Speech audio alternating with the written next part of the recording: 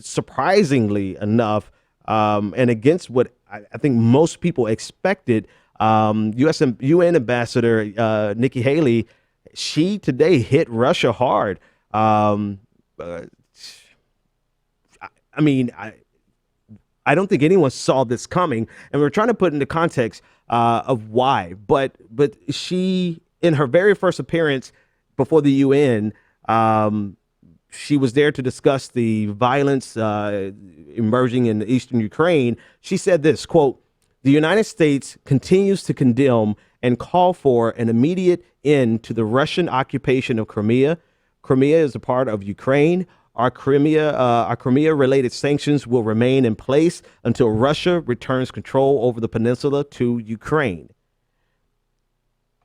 So this is a complete 180 from the message and the signals that Donald Trump was, transmitting in his campaign.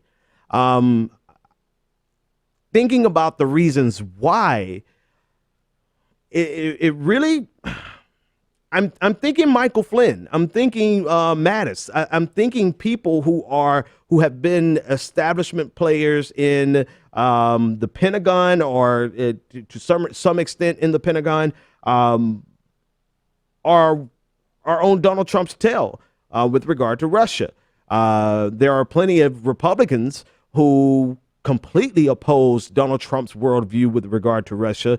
I don't know what type of leverage any of them, like John McCain, I don't know if he has any type of relationship or leverage with Donald Trump at this point, which is why my guess and my suspicion would be Michael Flynn and Jim Mattis.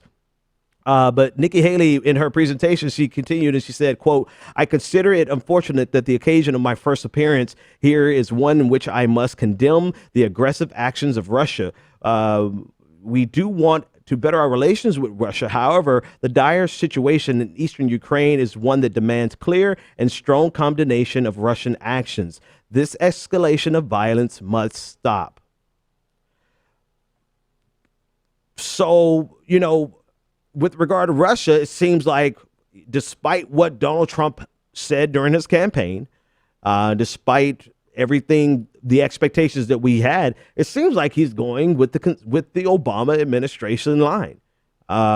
So, I mean, just an example of some of the things that he said at a January 31st statement from the State Department condemned the recent violence. To counter what he said on the campaign trail.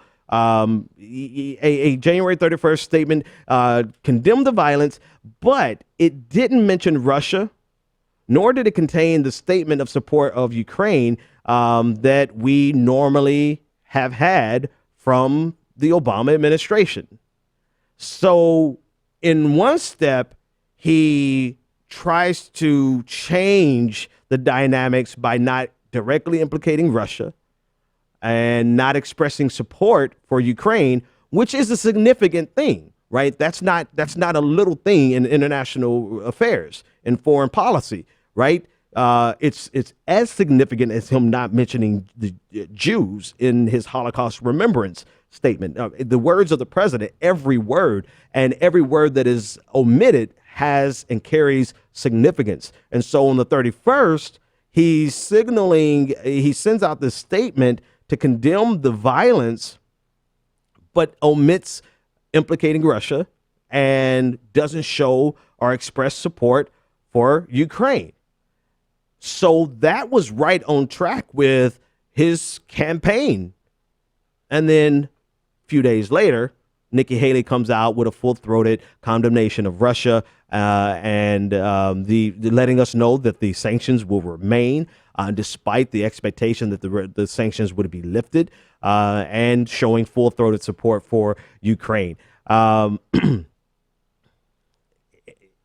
Unpredictable, yeah.